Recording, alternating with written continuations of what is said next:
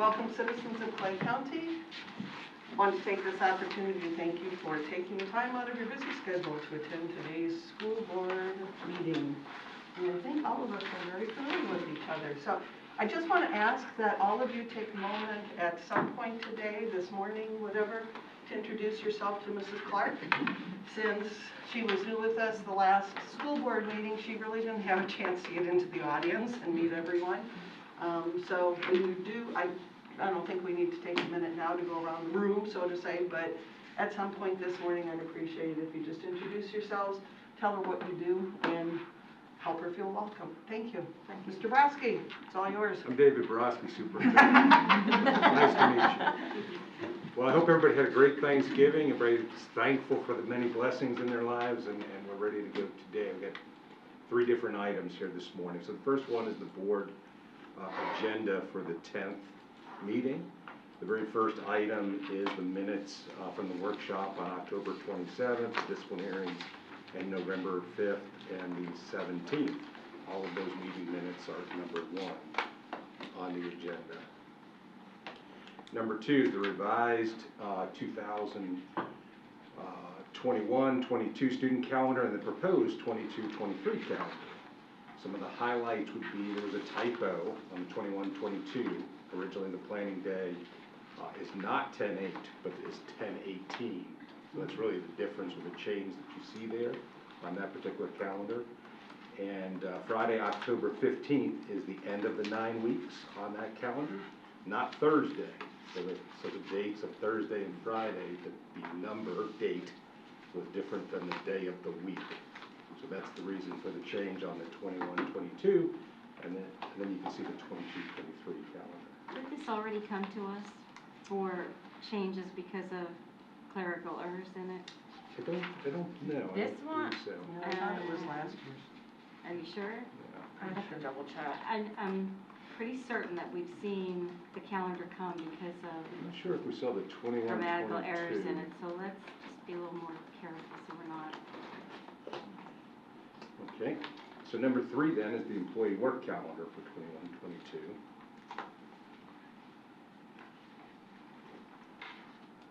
Number 4 is the change in the minimum wage to $8.65 starting January 1st. That's why those pages of the document are there to represent that change from $8.56 to $8.65 that you can see on the attachment. Back to the employee work calendar, were there any changes made to that? No. No.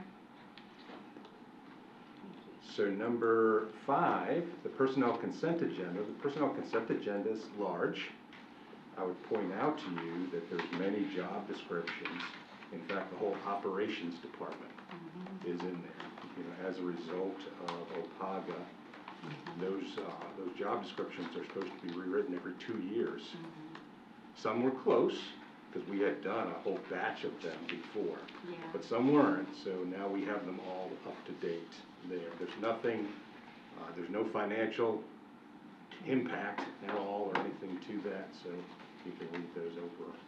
So does this, and this brings us up to date for now, and we wouldn't do this again for another 2 years? Correct, when it comes to those that are in operations, which is critical for the half cent. I have a question, actually on some of the appointments, and I brought this up once before. I think it was actually a police officer that was doing had a supplement position, and this is I noticed on here there's a teacher that's at an elementary school, but he's supplemented for several things at the high school, and I just want to make sure that his instructional time is not that he's responsible to the elementary school, because their hours are very different than the high schools, obviously. Yeah, they can't skirt the instructional time in order to do that. They have a supplement. Exactly, and so I did talk to the AD, and in most cases, they've worked that out. So I just want to make sure that we caution those people that, you know, your instructional time at your primary job comes first. So that's all. Thank you. Ma'am. We're on number 6, which is the K-12 Academic Services out-of-state overnight student travel. And you can see a whole list of things that are there. I would kind of point out, especially since we have new board members, that sometimes one issue in the past is the dates of them. some of those events you would not know until after the competition occurs. So for example, on this list, you may notice that golf, why is there an item for 11-2 and 11-2 is already passed? It's because they wouldn't know that they're going to the state tournament until after they played, which was already past the previous meeting. So that's how that works. Typically, we do a pretty good job of staying on it.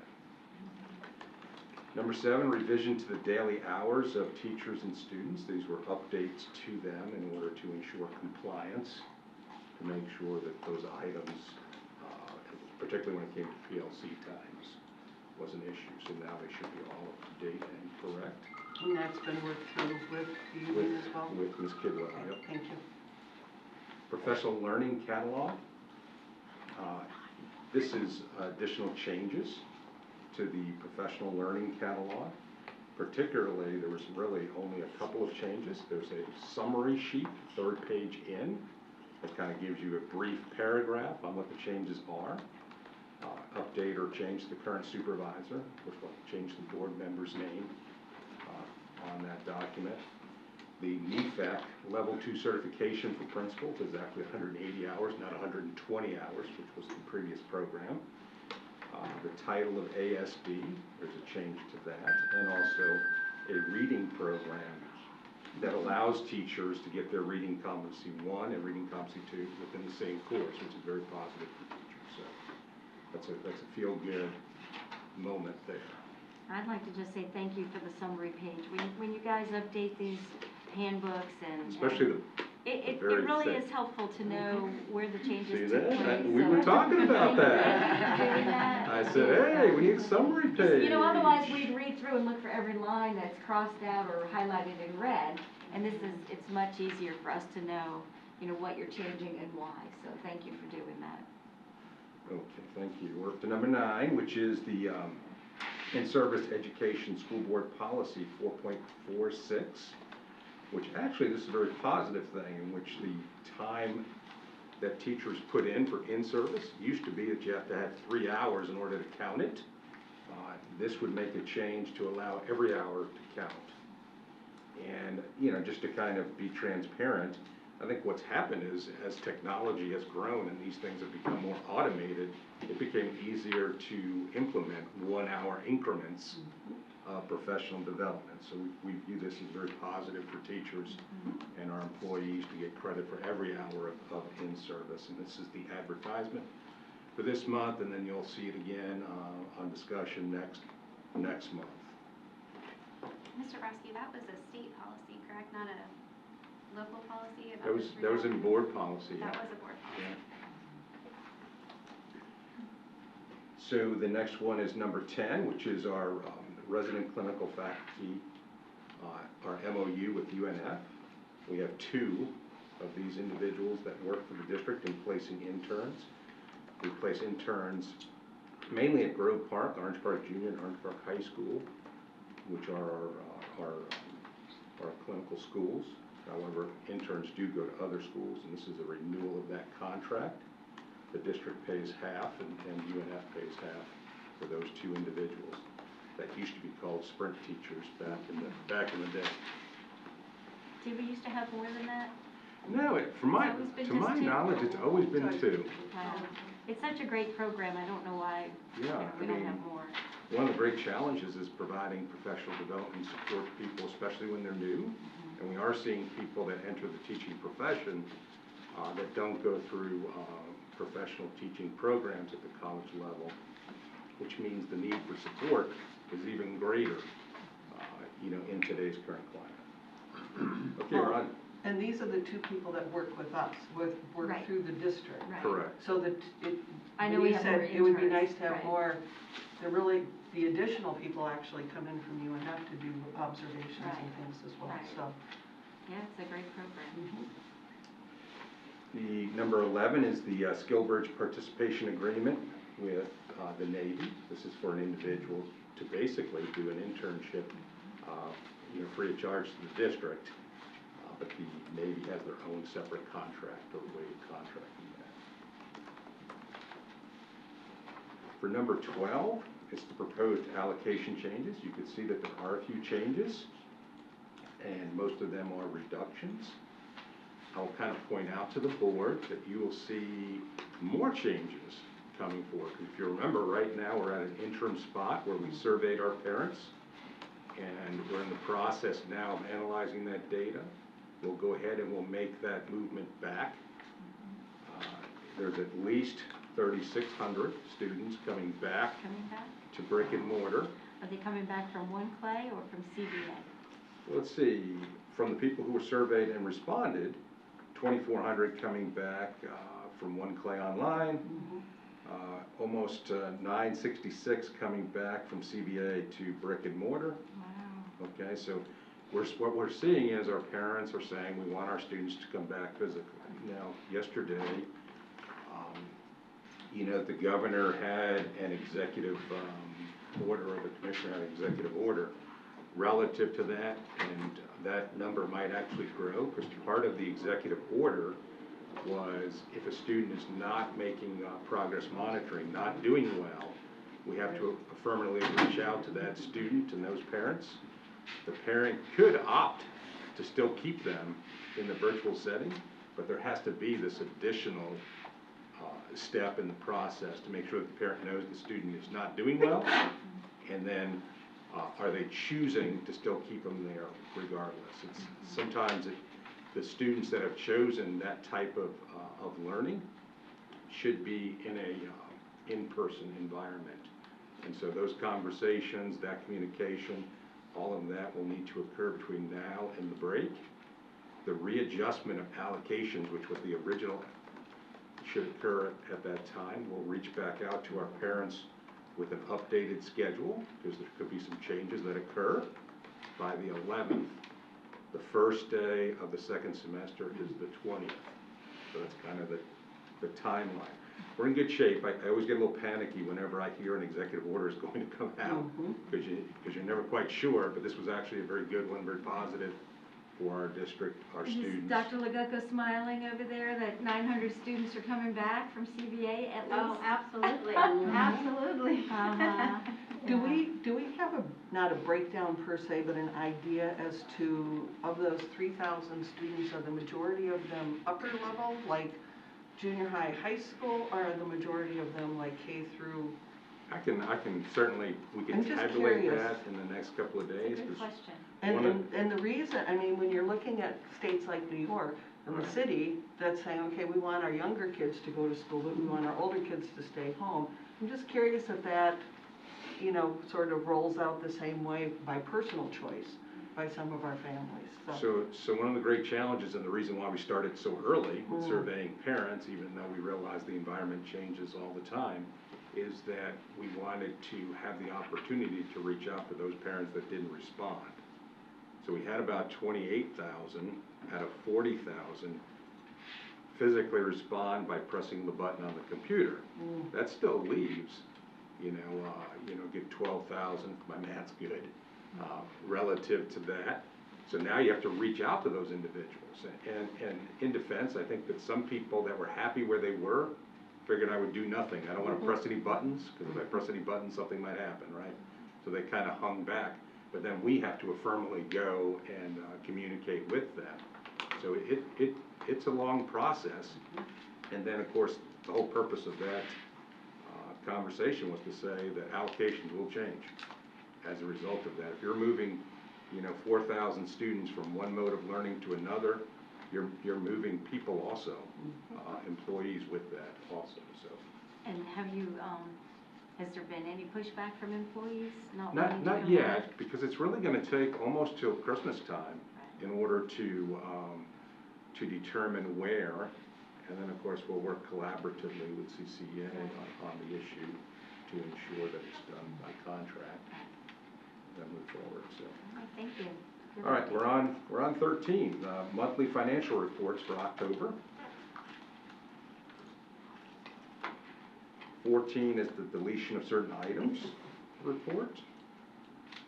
Ms. Clark, this is always a fun list to look at, I love it. to see what's still hanging out there. Is this especially interesting when you see that school buses are up for sale. Yeah. That's the first time I saw that, and, what is Robert Johnson had it listed on a website for sale. I was like, oh my goodness, and he's like, it's gonna sell, you watch. Okay, we're on 15, which is the bid awarded for covered walkways. It's a district-wide bid. For number 16 is a bid awarded for athletic field maintenance. I have a couple of questions on that. First of all, it looked like it was only secondary, is that correct? Because I know we've had a concern about the spraying of an elementary school recently, so this is strictly secondary, right? This is secondary. Yes. And who was doing it prior to now? I mean, who's been doing this? I'm not sure of the company name, right? So we've had a company, not the, The individual schools were doing it. Yeah, it's the athletic directors, correct? so it's not out to Responsible a for company their right own now? No, No, that's what this bid is for. No, but It was- so the no, some- individual schools are doing it currently. some of Yeah, the- and they would hire somebody to do it. Right. The schools hired the companies, and there was no RFP out there, and so the RFP was done to make certain that the companies that have been hired are approved. Shouldn't those And contracts that's have what come this to the is Well, for. so we But were, the prior- school, but we they, were approaching the bid limit Right. on the amount over all the schools is the $50,000 limit. Mhm. So we said, wait a minute, we need to have a formal RFP to Because I spoke to an award this. athletic director this morning, and a lot of these items at this particular school that they actually still do themselves. So my concern is, okay, what if they don't, I mean, the 50,000 is that, I mean, you know, what if they're not using them, that service? they don't have to. They But don't we still have to use- pay. Is this the same company that does the maintenance on the front of the schools? No, The No, lawn No. maintenance? no. this It's is like just, fertilizing and. right, this is taking just care of- Let athletic Bryce fields. explain it to me, please. That's what it was, it's fertilizing the They athletic do field. the fertilizing? Like, And for example, aeration, et aerating cetera. was one of the items mentioned, and I know this particular school purchased their own aerator, so they do their own aerator. Yeah, I mean, they don't, so it's usually a list of items that you can pick from their services. And we don't have to pay them Okay. $50,000. It's We only pay for what we use. Right. So if they choose to use that vendor, they can. If they choose not to, then they can do it themselves. It's not, they're not. Well, have they it's been not- using this company before, or they just chose any company? From my understanding, the schools have the opportunity to choose whoever they want to or do it themselves. Since then, we have, as the work got more increased, it became to that bid level where we had to now go out and do an RFP to secure a vendor or vendors that are, that meets the requirement for the school, for our school board policy. So I think it had a financial impact of $150,000. Well, Right. so what was happening was all the schools, or a lot of them, were using the same company. Right. So the amount to spend with that one company was approaching the $50,000. Right. So we say, we don't have to spend $150,000 on that project, but we say it might cost this Up to much Per year. for the year. But we don't $150,000 necessarily per year? spend that much. Can we afford that? The schools, it's out of the schools. It's out of the budget. school's internal accounts. Athletic. So, it's a decision at the school level as far as the service. I believe it's, you know, the athletic directors and, coordination between the principal, the athletic directors, and of course, you know, using their internal account funds, so. So it comes out of their internal accounts, is that Yes. what we're saying, okay? Because I know when we've outsourced services, and of course, I know it's an unusual circumstance right now with Kelly Services, but, you know, right now, and of course, our grounds, as I've expressed to Bryce several times, that I'm not as happy with that as it should be, at some of the schools I've been to. So I'm a little concerned when we start outsourcing those things that we make sure we get what we're paying for, so to speak. Thank you. I didn't realize we were outsourcing. I thought the athletic directors were responsible for handling all of this. This is, Well, so Seems like and that's how something they new to handle me. it, That's how they is they hire it out. Or some of them, it sounds like they do some of it themselves. They do, because I know Yeah. they like I say, I just happened to have bumped into him this morning when I took some stuff to the high school. And he said, I asked him some questions, and he We said, do need to be careful because, you know, we're outsourcing the custodial down here at the county office, and we're outsourcing the lawn maintenance, and now this. Well, I was, Don't want to appear as if we're outsourcing, you know, certain employees are gonna start to worry. when we do RFPs, Ms. Clark, sometimes, I believe generally there is a board member as a member of the group that's doing that's looking at the RFP originally. And I haven't Were you been. on it? Yes, that's why I was speaking, because I had been on that particular committee. And there are a lot of schools, we're talking junior highs and senior highs, we're talking athletic funds. And these companies that are in this RFP, from my understanding, from my recollection, were being used already. And the athletic funds pay for them. The athletic directors set that up. Are there things that certain coaches want to do themselves? Absolutely. But there comes a time when fertilizing a field or aerating a field is not necessarily the coaches or the athletic director's choice to do. They might want to get out there and groom a mound or make certain that that first baseline is just, you know, everything's, you know, just perfect that way. Or the marking of the football field, use that as an example. But for the actual maintenance of the grass that's underneath on that mound or in that field, they have been using outside sources for quite a while. So And this was will just work. coming back to saying, okay, we have to make certain that these are approved. And truly, I believe there are two in here, if I'm not mistaken, were being used already. So it was just So here, it let's do this and make spread certain that out. the costs are, we know what the costs are going to be. And truly, the coaches, as you were saying, Bryce, the coaches and the athletic directors go through, it's like a menu. We want this, and done, I read but the back we of it, don't want yeah. that. And that's I saw where it. that gets done by them. So, yeah. I guess the the other question I have is, people are we out being there, locked they into handle the companies? South Maybe End they County? have another company. No, these are the two that Probably. everybody was I'm using not sure. already, It looks like they can if that makes sense. which one There they are, want. How aren't that many, many. companies But if that- applied for the RFP? I'm not sure. Do you remember how many companies applied, No, submitted? no. I want, You only Mayor. interviewed these two, or you didn't even interview? It's not an interview, it's It's- based on price. three, I think. three There or was four. only 3. Yeah, there were only three, but it was, and you're also looking at how complete is the RFP that is presented from the company. Then there was some, I mean, it's, have you ever been in that process? Several years. Yeah, and I think there were 3 that started, and these 2 are, like I said. Just have caution been what you used. say. Yeah. Okay. And I That's- think the that's all other I'm- thing that's important to consider is some of these services that are being provided by these companies require licenses. Yes, yes. These are controlled substances that they're using to spread on the fields for fertilization, for pest control, for all kinds of other things that we don't necessarily have. I think, how many pest control people do we have in the district? Is it one? We had one. One Yeah. certified pest person that can do pest control in our district, so. Yeah, it's And not there's some, there are that is not certifications something that our for that, athletic right. directors are certified to do either. But also, full disclosure, AgriPro, one of the companies on this list, is owned and operated by my brother and my father, so I will not be voting on this item. So it needs to be moved to the discussion agenda. And just remember, there's a form, like Form 8, I believe you fill out. Correct. You can ask for if it's A or B. I think it's Form 8A. Interesting.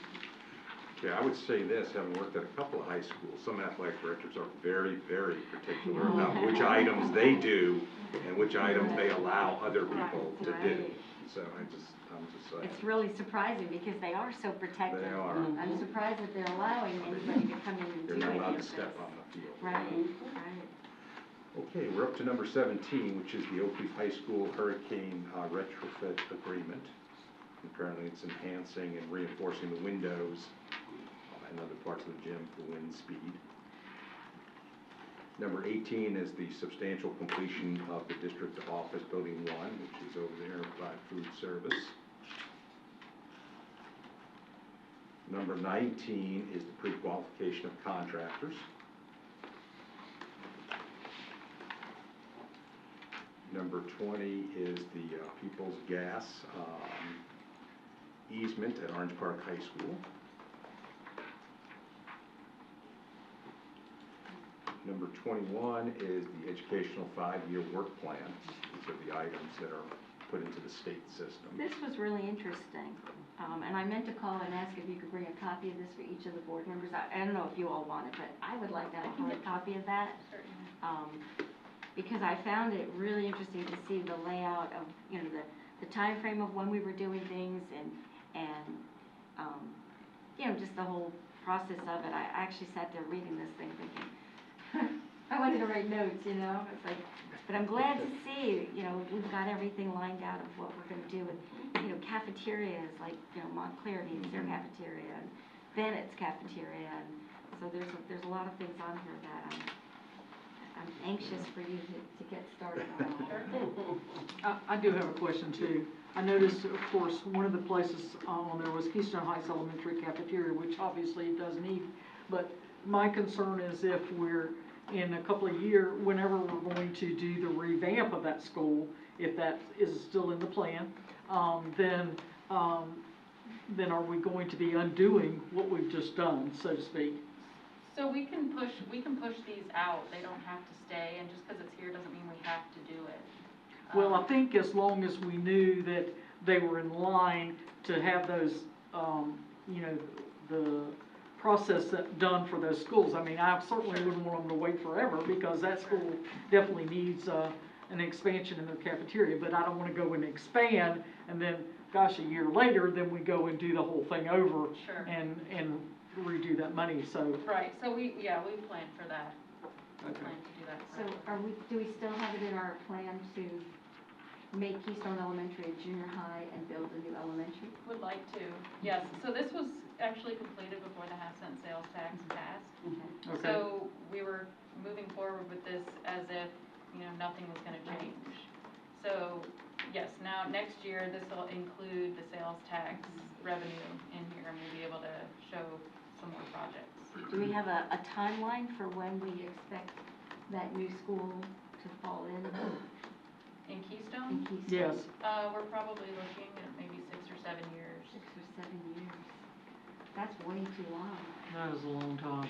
So how do we decide the priority? I know we have new growth and we're gonna build new schools to accommodate the new growth coming in, especially in the Green Cove and Lake Asbury Right. areas, but Keystone Junior, Senior, and elementaries, you know, that's kind of. 45 years. Let me Oh, remind yeah, you. I know, yeah. That's how long they've been waiting for a junior Yeah, high, and 45 years. We have a lot, we're getting $13.5 million I from know. the half-cent sales tax, Right. which isn't, Yeah, I it sounds know. like a lot of money. It's not a lot of money. It's Right. an elementary school to build it, pay the architecture, pay for the land, outfit it, furniture, fixtures, equipment, $35 million. Right. And I get that, but I'm talking a yeah. current existing place Oh, that yeah, we need to yes. take care of as opposed to Sure, something in the future. sure, So sure. that's, I just said 6 or 7 years is a long time, and I know that expansion probably won't last so long. I mean, they need that before that time. Oh, So yeah. that's why it's maybe to look at that. Well, and there are other things we can do there to be creative. We don't know, there's not a whole lot of room where that No, I know cafeteria there's not. is 8 to acres. expand out. I mean, we might be looking at, you know, doing something totally different there with the design, building a cafeteria somewhere else on that campus in plans for it becoming a junior high. I mean, it's gonna be like a stepped process where we're gonna have to do that. Because, I mean, just right now, you can't do anything with that cafeteria, expand it. You can maybe expand it 5 or 10 feet, but it's not worth it to Right, do the that little courtyard where is it very small, I know. I mean, that's So- really the only expansion area I see, and but, you So know, if for we, them. you know, have the plans of, hey, we want this to be a junior high, we could build a bigger cafeteria somewhere else on that property, do something with the library, move the library. I mean, we could do, you know, there's a million things we could do, and we would hire an architect to help us with that. But that would be a step in the direction of moving the elementary school to the new property and then being prepared for the junior high there. So what you're saying now is 6 to 7 years is when that's all happening. I mean, I don't wanna, I mean, that would just be a plan right now, I don't wanna set it in stone, I mean, it could be earlier or later, I mean, I don't wanna set myself up for a specific opening date. We'll write this date down and Wait. on this date, Yes, I know. this is what you said. But it is on the plan, we definitely, I mean, and we've been candid about that, we want to do that in Keystone. When we built Discovery Oaks Elementary, we spent 23 million. We budgeted, what, It was 20? it was 20.7. Okay. And you think it's gone up to 35 now? Do we That, own? that was the construction cost. Mhm. That was the construction cost. That didn't include FF&E, which is furniture, fixtures, and equipment. So the and then total came to also- 35, is that what you're saying? Now, today's prices, we're with inflation, we're estimating 35 million. Okay. Construction. As a higher It has cost. gone up, I mean, I know. it would be, you know, it could be less. Discovery Oaks was in a really great location, right near 295 and the plants and deliveries. Right now, what we're looking at is Elementary R, which is out here at 315, which is harder to get to, you know, there could be cost increases there. COVID costs, inflation, Right. just general construction increase. Okay. Well, thank you. Appreciate you covering all that for me. Okay, we're up to discussion item 1, which is the legislative agenda, the legislative priorities. Did you all receive the FSBA 2021 platform? Did you need a copy of this one? You all have it? Okay. I made copies in case anyone would like one. Terry, did you put this together? We did as a cabinet. Right, very good.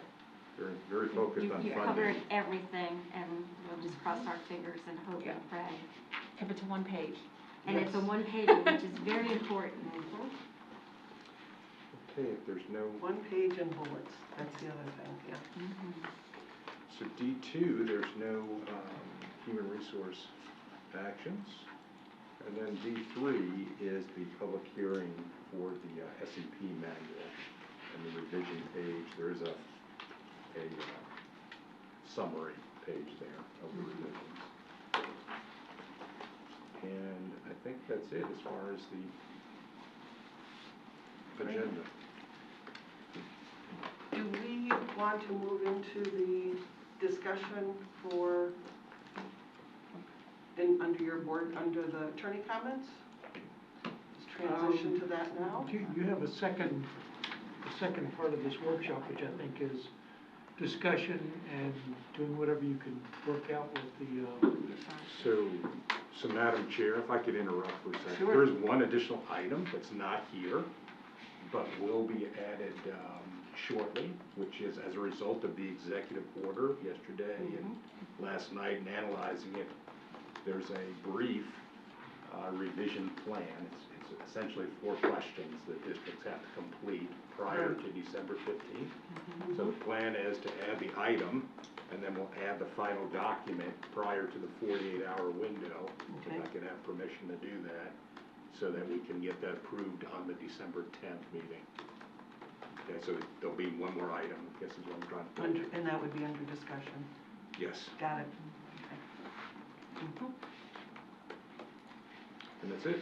And we don't, and I was talking to Dr. Legutko, just relating to the executive order, I was talking to Dr. Legutko and sort of still open financially, but your meeting is tomorrow with the other financial officers? Yes, we have a weekly finance meeting with the finance council where we will go into more detail about this executive order.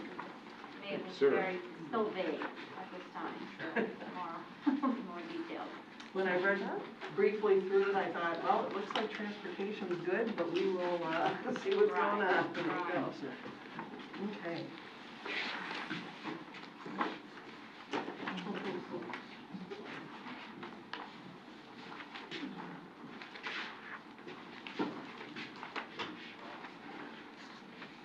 Mr. well, I've given a handout to everyone on the board and to the superintendent. Whenever you get into the second half of the meeting to discuss the oversight committee and the makeup and the construction of that, with regard to the half-cent sales tax, I would like about 4 or 5 minutes to speak to the board, Jim. Well, I believe we're in the second half of the meeting at this stage because we cannot work on the other item until 10:30, Okay. after 10:30, correct? Correct. Got it. May I proceed? Please.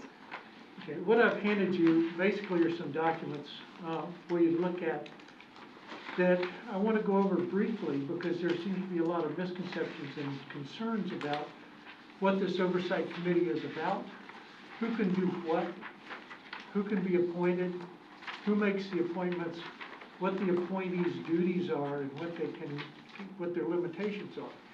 And so what I would like you to do, first of all, is if you look at what I've handed you, it's redlined because this is the one that went and actually was approved after the adoption of the changes, the amendments, to include charter schools. But if you look at page 2, subsection H, it specifically says how the charter, or the Citizens Advisory Committee will come into being and what's necessary to get it there. And it says, if you take out the modifiers, it says a Citizens Advisory Committee consisting of Clay County citizens, that's important, Clay County citizens, shall be established and appointed pursuant to procedures established by school board policy. I highlight that because the resolution is the pole star of this whole thing. This is what guides what you can do. This is what you decided on. The attachments are just that, they're attachments. Those are malleable to an extent, the fact that the plan is massageable. It can come and go, and it was somebody's idea of what we needed to do. But this resolution is sort of like your guiding star. The second thing that's guiding is what went to the electors, what went to the voters. So the ballot language is guiding. The reason that's important is because there's been discussion about having a resolution to bring to the board. You can't do that. There's been discussion about how you're going to proceed. Until you have a board policy, no one can proceed with this committee. It specifically says pursuant to procedures established by school board policy. So what I'm going to suggest to you, and what I think is accurate based on what's in the resolution and what's in the language that went to the voters is, first you have to construct a policy. And that is what I would like to come out of here at the end of this meeting today with, is my marching orders to create a policy. And what you need to understand before you get into that is the makeup of the committee is entirely up to you. It's up to this board. Whether it's 2 people from Keystone and 2 people from Fleming Island and 2 people from Clay Hill and 2 people from Harrop, plus whatever else you want to do, it's up to you, and it needs to be in the board policy that you're going to ask me to create. And that's what I do, is create the board policy. The second thing is the number. You know, there was something that went out by accident, actually, from Miss Ellis that showed 7 people that would be part of this committee, and they were from CCUA, Clay Electric, and all that. It's not limited to 7 people, number one, and it's not limited to those people, or even necessarily including any of those people, number 2. There's also been concern, because if you look to the next to the last page, as part of that plan, there was put in there that the oversight committee, and then it says 7-member parentheses minimum, close parentheses, group, and then defines professionals in relevant areas, review and validate adverse expenditures. That is an idea that's part of the plan, but it's all massageable, it's all changeable. There's no limitation to 7 members. There's no limitation to 3 members. There's no limitation to 20 members. It's entirely what you decide here today, and give me orders and directions as to what to do. How they're found, who they're going to be, not who, but who is going to appoint them and things like that. So right now, it's an open book, completely available to do whatever you choose to do. As far as who appoints them, you could make the board appoint some and administrators appoint some. You could make the board appoint them all. You could technically allow administrators to appoint them all. I think that would be an unwise thing to do. As to far as the term of how long those people would be, actually, the duties themselves can be part of the policy. It's not gonna be nailed down to, who's going to do what, but whether they're completely advisory or whether they can make decisions, I can tell you that the resolution says, the purpose of which is to monitor and advise, not make decisions. They don't make decisions and tell you what to do. They don't tell Bryce the next thing we want you to do is go build a so-and-so and add something. They don't do that. Monitor and advise. And I think that the way that people considered this initially was, everything you're doing is suspect. You're gonna get $13.5 million a year for 30 years, and you've got $600 million in stuff that you gotta build in 30 years. And so, where is that money gonna go? Where is it going? And is it going for new cars? Is it going for salaries? Is it going to raise superintendent's salary, or my salary, or other administrators' salaries, or get me a bathroom in my building? But the whole purpose of the. And that would be a capital project, so we could go But to the whole that. purpose of this advisory group is to oversee, and so that everybody can look at it, and they can report back to the community in some fashion, which needs to be set out as part of the policy, to let them know that nobody's sneaking around doing stuff with the money that's not in the statute, number one, and in the resolution, number two. Because the resolution reflects exactly what's in the statute. So those are the things that I think you need to look at today, and I'm happy to go over them as many times as we need to. The second thing is timing. The superintendent and I have discussed it, and Bryce and I have discussed it. This starts collecting on January 1. By the end of January 1, we'll have $500, maybe. But by the end of the year, we'll have $13.5 million, maybe, but that's what it projects out to. But nobody's gonna see any money January or February or March. It may be March, or it may be April. And so what we have to do right now is create the policy, and the policy has to be advertised through the process that Bonnie knows so well, and I know. And so in order to do that, we would probably need to have this on the board agenda for the February 4th meeting for a public hearing, and if it's passed, at the same meeting, you could then pass a resolution if it was considered beforehand at, say, a workshop. But you can have other things associated with passing this policy on February 4th that would start to implement the things you need to do. That way, by the time the end of February, first part of March comes around, everything is in place. By the time people start looking at and seeing the money, there's somebody in place to oversee what's going on with the money. In the meantime, Bryce and her group, and Mr. Fossa, are going to be saying, this is what we're projecting for money, this is what we're projecting we to do. They're not gonna sit here and wait for an advisory committee. They got stuff to do. We got buildings that are falling down around us. And so I think that if you see clearly, and that's all I'm trying to do, is to get the air cleared of all of the stuff that's going around, that everything here is a blank slate. And it's up to the 5 of you to tell me what to do so that I can get it done and come back. And I would ask if we can get some progress here today. If we can't, I'm going to ask for another workshop. If we can, then I'm going to ask that you set another workshop with an action item on it toward the end of the month, before everybody goes somewhere for Christmas, home with a mask on for Christmas, so that we can move to advertise it for the February board meeting, because we got 28 days and we can't do it on the January meeting because there will not be 28 days. Right. And so we've got to have that time period in there. So the timing is critical, but it's not drop dead critical, because nothing's happened. Nothing's going to happen for a while, not from the Department of Spending Money.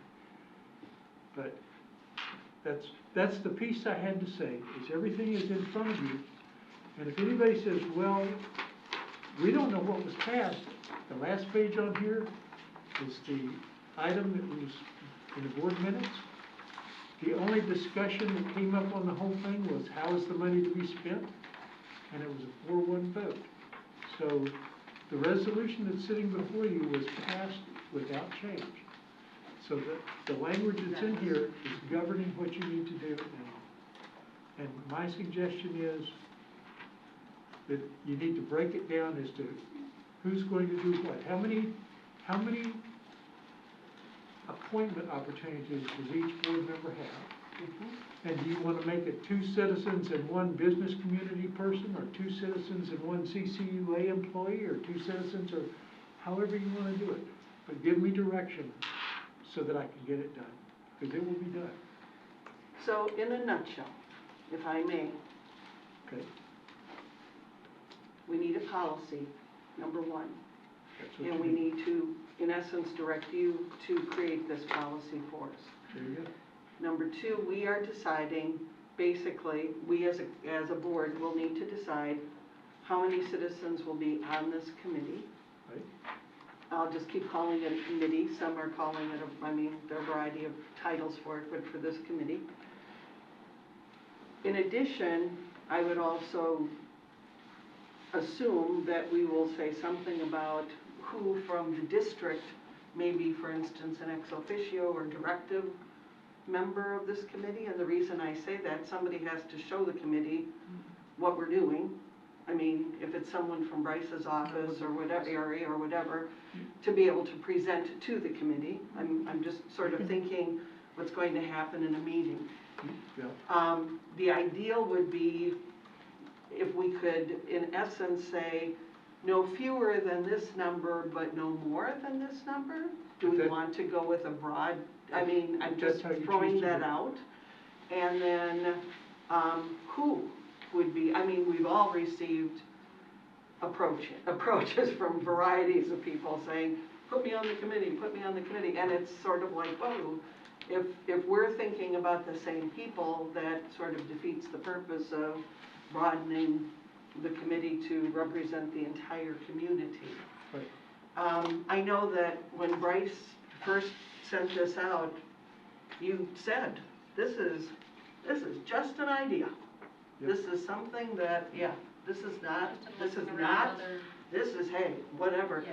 I know in Duval County, I believe they're saying a 24-member committee, and I'm thinking. 22 with 2 citizens. Too many people. Seems like too But many who people. knows?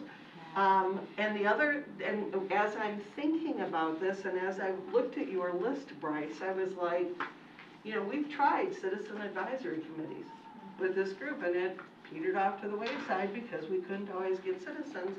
And our responsibility, as we set the foundation for this policy, is for the next 30 years.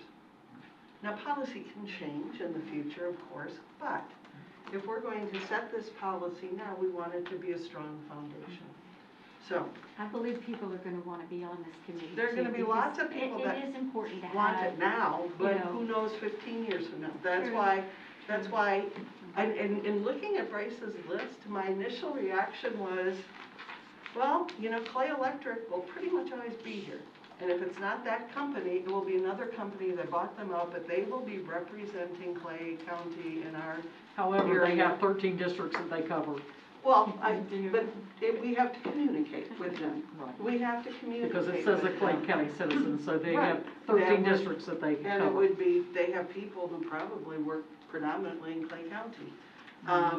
We're looking at the county. But they need to live here, a citizen, not just to work there. But that's what we can establish in our policy as well. That But can, that was in the Ms. that was Bullock, in I'm the saying information. that can be part of the policy. That if it's a representative from Clay Electric, it must be a citizen of Clay County. The I think utility that's authority, fixed. whatever. I'm just saying, there are companies that are out there that are going to be here. They represent Clay County. And they're going to, and then what do we want to do as a board? I was looking at this going, well, that's 7. However, there are other people, so. Comments, Ms. I went Carpus. ahead and, over the last week, I looked up St. John's, Alachua, and Duval. You're right, Duval's 22 people with 2 alternates. They have, each board member chooses 1 individual of their choice. They have, the NAACP, the teachers their Duval County Teachers Union. They have, their builders, the realtors, and I have it here, the list goes on. I did speak with, one of their board members, and she said, you know, it's a lot, and it's a lot of people, and there's a lot of opinions. Alachua County is similar to what Bryce sent us. I believe each board member picks 2, and then they have representatives from, the rest of their, and maybe each board member picks 1, because they have 12 people on their committee. But St. John's was the one that, when we first started the sales tax, you know, reached out to St. John's and got lots of information from them. We, actually, our resolution is what their resolution was. We had to amend it because of the statute changing, and that's why, you know, it was changed. They have, 15 members with 5 alternates. Each board member chooses 3, and then each board member chooses an alternate. They staggered their first year so that half would go off as, you know, half would come on. It's a 2-year or a 3-year term for the first time, and then after that, just like our board, how, you know, that we always have some people there. I don't quite remember, and I have it here somewhere, if they had a criteria as to who. I believe St. John's picked, 3 individuals with no breakdown. It didn't have to be, it just had to be someone who lived in the county. It didn't have to be a business partner or a business owner or a parent with children in school. And, you know, #1 district in the county. So I like what St. John's does on pretty much everything they do. They really are a great district. So 15 members, each board member chose 3 with 1 alternate.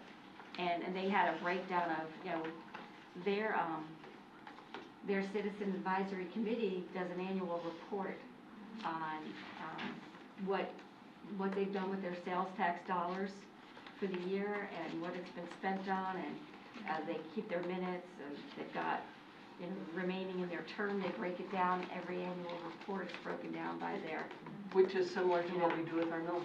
I'm sorry? Which is similar to what we do with our millage, Right. the 1 mill, which is similar to what you do every year in making Right. all of those And reports so available. I think, you Yeah. know, the transparency and oversight is really there, so, you know, but again, Does it say how often they meet? Just curious. it did, I think they meet quarterly. Quarterly, okay. I think Because I was quarterly. thinking, and you need to correct me if I'm wrong, but I can't imagine that monthly would be efficient, number No. 1. Number 2, you know, yearly is not enough, but somewhere. It could in even that- be twice yeah. a year, you know, depending on, you know, how much is going on. I know this first year, we're gonna be grateful that money's coming in, but there won't be a whole lot of construction unless we decided to bond out, and then there could be, but I would think the first year probably is gonna be a little slow, but once building and construction really starts, and that probably could be at the discretion of the committee. If they feel they need to meet more, then let them meet more. Any other comments? Comments? Tina, Ms. Bullock? I'm Well, I sorry. got this list too, and obviously, I mean, there's some very credible people on here, but there's one problematic thing to me. There's nobody from the south end of the county that will be represented in this group, except for maybe the Clay Electric employee. Maybe. What other well, here again, depending, this is just amazing. I know, but I'm just saying, And this was, that's- out of this If group. you were to select, and I guess I like the idea of saying, you know, you're selecting one quote-unquote general citizen and 1 business from each of our districts. Right there, that's 10. And if the superintendent, that would be 12. And the superintendent could sort of be an at-large sort of person. I'm looking at my district, okay, just using my district as an example, and I could zero in right away and say, well, you know, I would probably reach out to the Clay Utilities, because that's right in my district, and it's part of the But if you, do you see what I'm infrastructure. saying about this list? Well, but that's If we what were I'm to use saying, this you list. would be able to pick your district, Right. your business. But not according to this group. Well, is that's what I'm saying. just. No, I know, I'm just an saying idea. that That's that, just- Suggestion. I mean, right, and. that's what I'm saying, Yeah. because Clay if I Electric, Clay created a County list, Manager, it would Clay just show the Chamber, south end Clay- of the county, which would not be Sure, fair either. yeah, no, And that's we what were- this showed. We were just taking what other people had done and trying to get other community Well, partners. And like I say, these are very fine people, but they don't represent the whole county. I'm not sure if we have the same, anyway. What other but yeah. districts did you reach out to besides Alachua? Orlando, Brevard, Mhm. I had several, Alachua was Mhm. one of them. So, We looked at so Did what you other look at- districts are size? I mean, besides Alachua? It's like anything in Orlando, There's Orange a County, they're all California, so big. there's California. This was a place for you guys to start. So we just wanted to show you, these are the different types of things that you could do. We didn't want to sit here and say, this is what you should do. We said, this is a place to start. I want to give you a framework and then you can run from these. That's all it was. Yeah. All right, very good. What about, any other comments? No, I think we each should select a certain number from our district Okay, so like, to make sure the Marcus was entire saying- county is represented. oh, absolutely, absolutely. So when Like this business about just the superintendent of the board chair, I don't like that at all. No, I think thought, yours is no, that doesn't, no, we need to be represented totally Mhm. in that respect. But on the other hand, I really don't want to get up to 22 people. I think No, I that's- don't either. I That think to that's me too many. is, that's That's entirely too unless many. of course you have so many people and so many alternates, and people can, you know, if the alternates choose to attend all the time, whatever. you would need, I would think if you're gonna have a group that size, you would need an attendance minimum in order for the group to meet. Which, I mean, we probably need to put that in place I didn't hear you, regardless. Ashley, I'm sorry, did you repeat that? We would need a minimum number of attendants Right. for a meeting to take place. Right, I think, a quorum. right, Mhm. and I think, something to consider is when we're talking about putting business partners on this committee, obviously there's a lot of contractors that we'll be working with as a school district in these construction Yeah. projects. Hmm. So I don't know if you want to limit which businesses, which kinds of businesses we're going to, because to me, it would be like a conflict if you put Yes. somebody from There you go, a yeah. construction firm on this. It does say Yes. something like that in Alachua County's policy, that no school employee or company that contracts with the school district. Okay. So I it agree. does create an issue if somebody were to come on the committee and then down the road do Right. contract with us, so. Well, if it's no school employee, then that would cut out CCEA and also CESPA. Right, And, right. which, you know, in essence, Right. that could make sense as well, because it is an advisory committee. It's not, Yeah, they're not voting, right. they're not, you know, Well, and I don't know if we really necessarily need people from Clay Utility, Clay Electric, because Just an we idea. don't want, yeah. I mean, we don't want to bring an architecture in who's gonna tell Bryce, well, I don't like the way you're building that, do it this way. This is a group that is just, their main focus is to make sure that the dollars are being spent as the resolution says. Only on Yes. capital projects, only on improvements to the school district, because as per statute, it doesn't go to anything other than, you know, capital. It's just capital, it's not salaries, it's not, you know, anything else. So this group, it's like we don't go into school and tell the principal what to do. Correct. We are here to set policy and budget, and so, you know, we gotta stay in our lane. Well, the advisory committee is there to make sure that what we said this money's gonna be spent on is the only thing it's spent on. Mhm. Not the, you know, how it's being built or how it's being repaired. So Correct. I really think, you know, just from what I've heard from, in the supermarket, you know, you go to Publix and people stop you. It's the truth. There's an advantage to wearing a mask. I know, I mean, you know, it still finds you, which I love. I mean, I think that people feel comfortable to approach us, and I think that's important. But I do think that, you know, if we were to each pick 3 from our district, then geographically, the county's covered. And maybe don't box it in to where it has to be a business partner, a parent, a community member, and just 3 concerned citizens, because, you know, when we were doing that school advisory committee, we said a parent and a business partner, and I had so many people come to me and say, I don't have kids in school and I don't own a business, but I'm concerned and I can't sit on your committee. And so maybe if we, I mean, I don't know how you feel. I personally, I would love to mirror what St. John's is doing, because they seem to get it right every time. I would like us to just choose 3 members from each of our district with no set background, but 3 concerned citizens, whether it, and I personally would like to have, if it were me picking, I'd like a parent there. You know, I'd like the person who doesn't have kids in school, but doesn't own the business, but is out School- shopping, supportive of the paying schools, those that's the other taxes, thing. you know? So, you know, but I'm open to whatever the rest of you think. Well, the other side of this is, they're not going to volunteer to do this if they're not concerned, Right, I would assume. right. So, Ms. Clark, any comments? Well, my suggestion would be 2 from our 2 citizens. One has to be from our district. I don't think that we necessarily have to limit who we choose to our district. And I say that because I'm at a little bit of a disadvantage.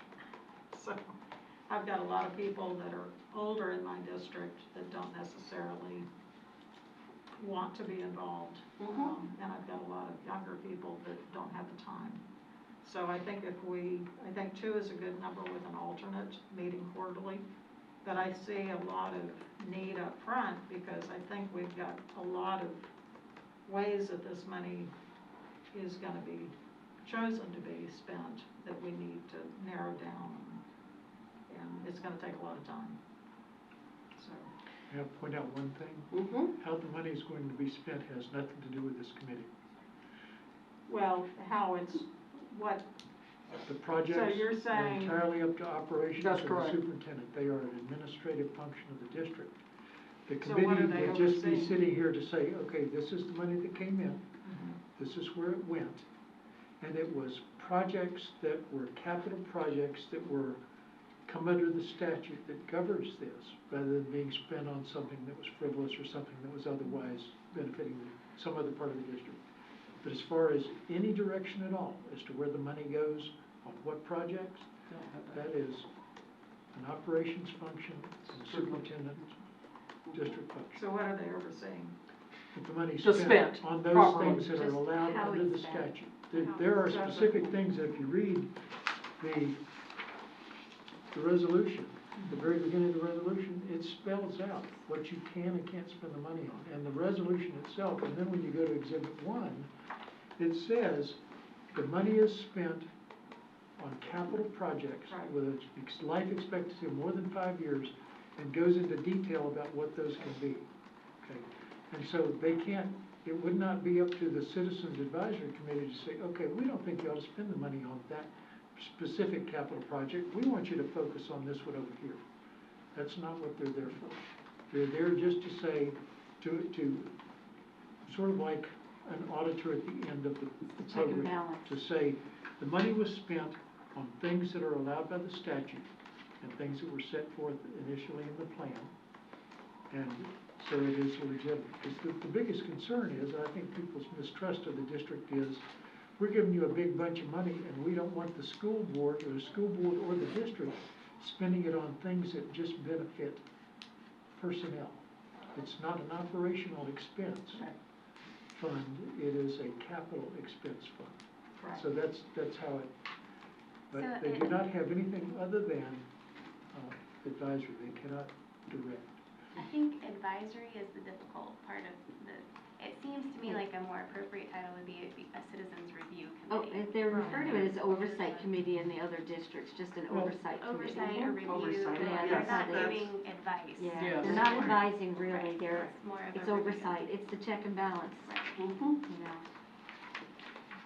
Which we, do I we go have? back to the resolution that was passed, and it says monitor and advise. Right. Monitor and advise. So what will they actually be advising? Right. They're advising the public and whoever else reads the report that the money was So- spent correctly. So we're really using them as a form of transparency to get out and. Correct, absolutely. Spread the word, and that's really their sole purpose. Correct. That was an important feature that was put into the system, because people are saying, well, you just asked us for money for a Oh, I millage get it. increase, and now Yeah. what are we gonna, we don't even know what that's being spent on. Well, this tells you what the money's being spent on. And where is the wish list found that was made up that each of the, It's in the Ed First packet. You had the first packet, Which was approved by and the it's board. still online. Okay.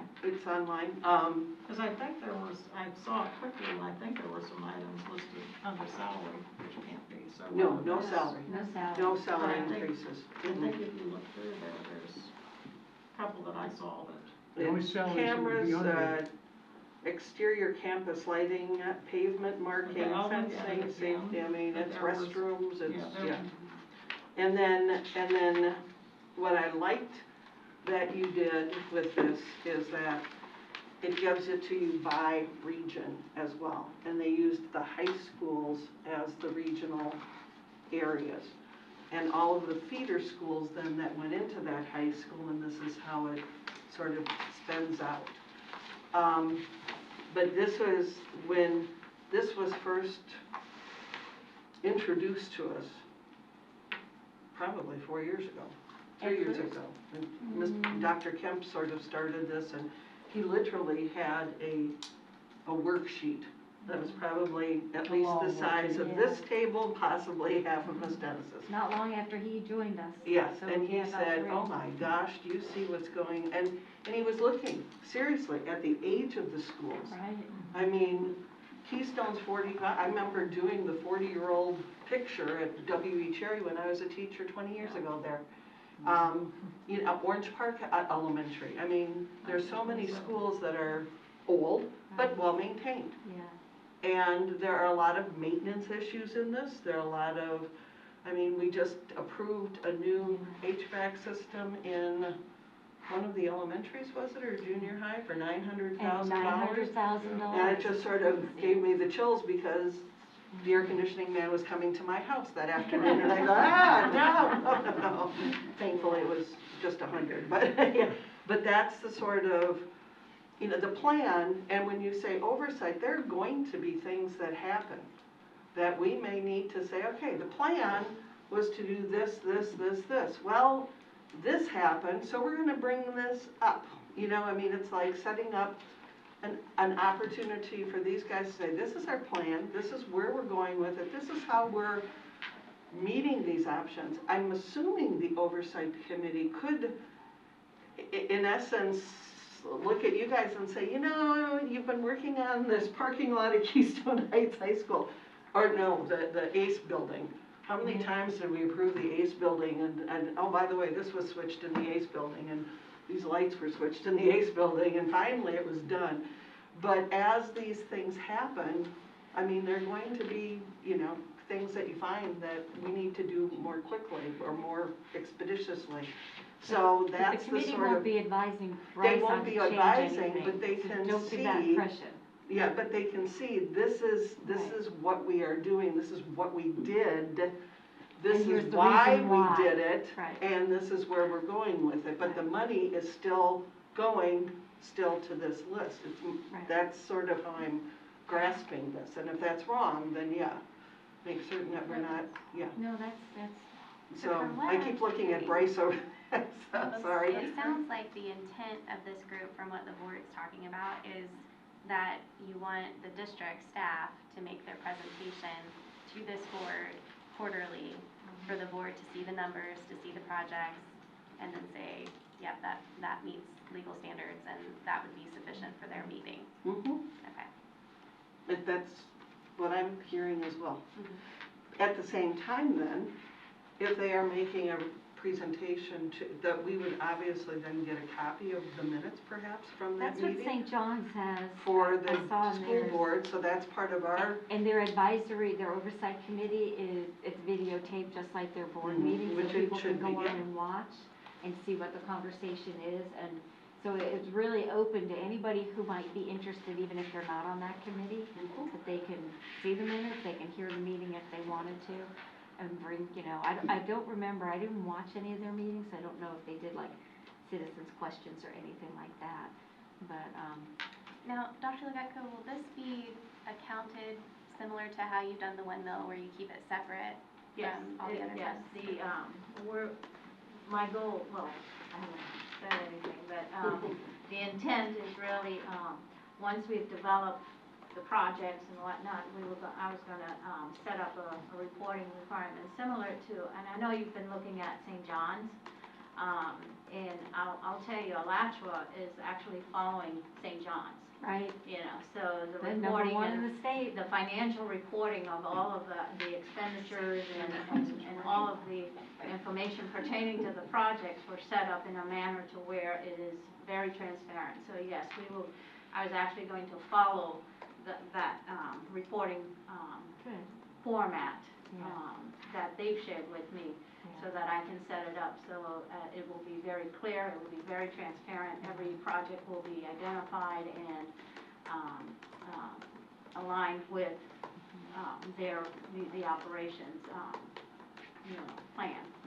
So if this is more of a review and oversight committee, then I would guess it really wouldn't be a conflict for somebody who's, say, in the field of construction to be on the board, because they're not advising, they're not prioritizing any projects. It's strictly yep, that meets the legalities of it. So I guess it wouldn't really.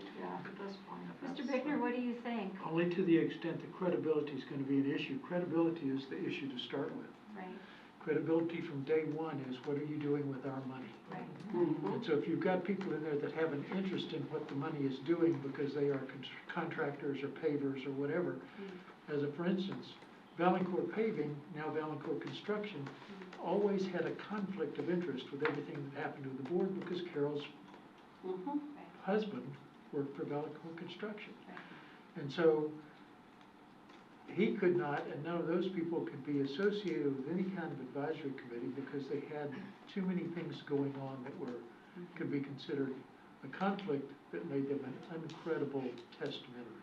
And they would have advanced knowledge of projects coming up too, Exactly. so that's a concern. That's So true. I think that that's the biggest, one of the primary things that makes it, and especially with what Ms. Bullock said, I think that's the primary reason to keep people that contract with or have the ability to contract with or likely contracting with the districts out of this system, out of this So particular. then the burden would be on the board member to find out who you're appointing, where they work, Yeah, I and think is there so. any, so should we, if we have candidates in mind, run them through your office to make sure that they're not employed by or have a conflict? How do you do the Yeah, I mean, background, you a know what I mean? background check on Exactly. them? No, there's a Do form they something to can figure fill out out. where they might have a conflict or if they have a conflict or some sort. There's a form, Um, typically. So should we look at, I didn't print up the policy for St. John's, or even Duval's, and Alachua said no school district employees or contracted, county contractors, or I forget how it was worded. Should we look at the language of other districts as best practice and maybe work off of that? Well, that's what I'm going to do. I mean, now that you've mentioned St. John's, and I've already looked at Alachua's one time, but now that you've mentioned St. John's, I'll probably look at St. John's. I know that my friend is an attorney for Brevard, and I will look at what So Brevard's Can you doing. ask Good. them what their process is for vetting those I will. community members to make sure that there's no conflict? So how does everybody feel about what St. John's is doing with, each board member choosing three I think- members? And I'm not trying to, I've not seen St. John's. Right. So it's hard to say, And I know. oh, let's, So maybe what we should do is schedule another workshop, yes, and yes. everybody go home and do your homework, and maybe, Well- Mr. Bickner, if you could get, some of their policy stuff. I know your attorneys have this, email system, and send it to the board members so that you can compare, take notes and think about it. Do you have a copy of St. John's? I don't have their Report? policy. Or- Okay, I can get, what I have, I can, I just went on their website and found it, and I can. Okay, Does St. that's- John's have a policy though? I believe they did. They had a whole bunch of backup stuff, well, but they would have to have a policy. I only printed up. Not necessarily, Two I of the mean, we have to things. have a policy We because have a it's in policy, ours. we have to have a policy because of what the resolution Right, says. you don't Oh, I have. see resolution what you're may say saying. something Got completely it, got it, okay. So, but maybe if you could, we're kind of spitballing here, Mhm, yes. and you're the expert in policy writing. If we give direction, Mhm. like Ms. Clark said, let's each appoint one from our district, one that's not from our district, and one alternate. I mean, I like the idea of 3 from my district, but I'm willing to bend on that. I'm really firm on 3 from our district. Well, Okay. two plus Especially one for you. alternate is what you're saying, Yes, right? Okay. correct. 2 and an alternate, I or like 3 two and and an one alternate? 2 and alternate, an but I would Okay. prefer to do it for my district as Okay. well. And one of the reasons, But I've had so many people from Oakley, from Fleming Island. Well, they reach out to. but that's where we share. I mean, you can send me a note and say, these people have indicated an interest from Oakley. Well, They may not have contacted me. what we could do, Mary, is like we did with that citizens advisory, let's come up with an application Mm-hmm. and staff they can all be sent to Bryce. I'm just gonna throw it at you for a minute. You know, everything goes to Bryce. When she gets all the applications, she can send, you know, all District 1 to me, all District, or she can send all of them to all of us, if anybody wants to see, and then, you know, Ms. Clark, if you have somebody you really would like to be on the Fleming Island, District 1, Janice, would you look at this application? And we could do it that way. We want to be transparent, and those people that really want to be on, like Mr. Huffman sent me an email. Same here. Those people who really want to be involved, we want them involved. Mm-hmm. And so, you know, we could maybe, I don't know what would be on the application process. I don't remember what Ms. Dennis had put together for the citizens advisory that we did way back when, or if we even need all of that. Mr. Bickner, maybe you have a better idea of, maybe it just needs to be vague, you know? Whenever we start talking about applications and submitting and go to here and sort them and send them back out and everybody look at them, now I'm sitting here thinking about time. That's my biggest Time is at the end. concern is, Right. it's a time eater. Because we So I want don't this have a problem committee, with an application process. What I have a concern with is, how do we get from here to there by February the 4th? so here's my concern. If we don't have an application process and I just say, okay, John, Sally, and Bill, Right. the community's gonna say Janice just appointed her friends. You know, actually, if you pick, you know, 3 people, they're gonna say, Ms. Gilhousen just appointed her friends. It's Right. not being transparent, we're just putting our friends on it. You know, we wanna make sure that it's fair to all.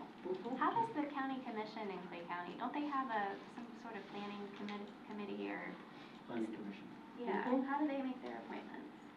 Board members, The, yeah. the Board of County What- Commission, and do What they do you have mean that? appointment? Is there an And application there is an process? application, so There they is an go on the application website and apply for What committee is that? The Planning planning commission. For the BCC? it. VCC. But then the So- BCC votes on it as well. is what we did. Depending on where, well, and the BCC, I mean, let's say we see one of your best friends on it, Mhm.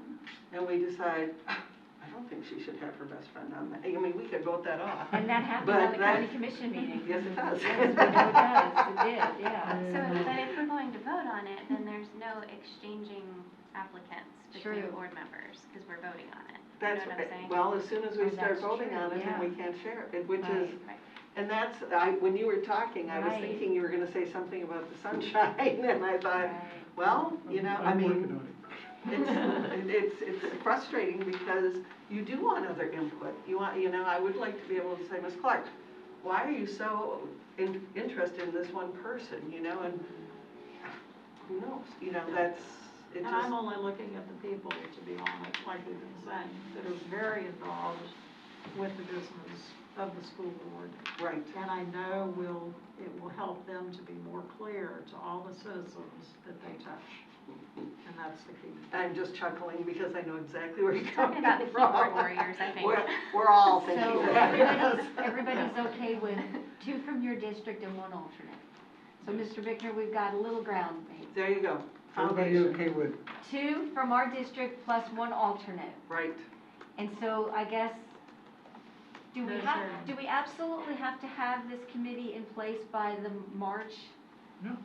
So if we were to do an application process and we had the committee in effect, you know, as of April, and push it out a month, I mean, how Do we much need that? spending would be done?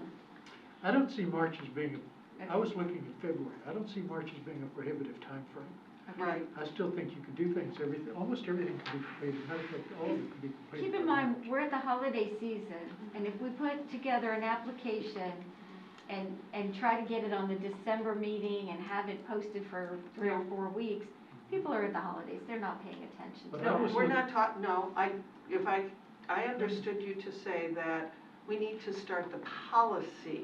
I was gonna just say that very thing, the policy is the what I'm application. concerned Okay. with by February 1st. Okay. That way the policy's in place, and you've got a framework within yes. which. I to thought you act. wanted to go forward with the whole, have No. a committee in place by March, okay.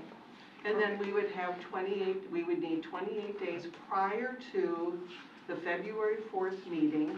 It has to be in the clay today, on the streets, 28 days ahead of time. And that's the policy, Policy, okay. not Okay. the committee, Not the procedures. Everything So- else so is- what we're doing Everything else now would be is- based on your standard, submit at this date, it's on the agenda, pass on the agenda. right? This is So- a public hearing for policy because it's a rulemaking. So a direction to you at this state would be that please review the policies, if there are said I'll find what policies. there is to find. St. Johns County, Alachua, Putnam, Brevard, Putnam, Putnam has older buildings. there you go. Where, whoever had, well, do they have to have some sales tax in Putnam? Yeah, it has to be I one don't, that is I don't, dealing with the it sales has tax. to be somebody who's got the same. Sales tax. And a lot of the counties in this state have gone to the half cent sales Right. tax this year. I And, have a question. Do you Oh. guys want to allow the superintendent's office to appoint anybody to the board, or do you want to keep that strictly to the board? It doesn't matter to me at all, if you'd like to And have generally, a, the superintendent would appoint the Yeah. same number as a board member would Yeah. appoint when we've done Right, committees right. in the past, so I don't, so to include the I'm super. good with whatever the board would like for me to do. Well, I mean, to that end, there was one other thing I was gonna suggest. There is some value in having some people that are from CCUA and Clay Electric and all of those things. These people that were put out here, the value of those is they understand what a capital project is, number one. And number two, if their name is on that same list of people that is sending something out to the public, I think there's credibility that's been added to the process. And so, that's one more consideration. Yes, we like people from Clay Hill, we like people from Keystone, we like people from Argyle, we like people from everywhere. But at the same time, credibility is what you're ultimately trying to get. An honest report that people will believe. It doesn't matter if it's an honest report if everybody thinks it's politically motivated. Mhm. I mean, if we haven't learned anything in the last 4 years, we should have learned that. It doesn't matter what it says if people don't think you're lying to them. So that's one more thing is if we can get, it's a thought, that those people add some credibility to an already suspect system. well, where do you draw the line? Like the list that Bryce gave us, how many were on that list, 7? And then, you Yeah, know, we're doing 2 each of an alternate, that's a lot of people, No, but this 17 for a included, committee. this included CCUA, this included superintendent appointment, board chair counting. and there's no reason that a Appointees. school board So, member yeah. couldn't make one of But those now you're- appointments. Yeah. I'd be happy to give up one of my appointments to But- one of those organizations. Now you're talking 10, and if you allow the superintendent to, now you're talking 12. So if 4 of those people somehow are part of some list similar to this, then I think that it's changed the complexion of the committee so that it has a little bit more credibility. Yeah. And also more knowledge as to what capital projects actually are. I mean, I work with CCUA, Mr. Fossa works with CCUA, Bryce works with CCUA. If they don't know what a capital project is, you know, and everybody that's with CCUA is very, and I'm not using them other than for an example, they understand the process because they have to make that same accounting to their shareholders and the people that work, that they're financed by. Well, I'm looking at like the Florida Economic Development. If Yes. one of the citizens from that particular organization happens to live in my district, and I ask a person, or they want to, Is I have 2 plus an alternate for 5 board members. I don't know what to do with. and the superintendent, I And the agree with the superintendent. And yours can be at large. I So mean, that's it's, who chooses. Now, I've got conflicts, I've got language that I'll put in on conflict. The term, I don't have a Economic term. development. I like, Usually I use- and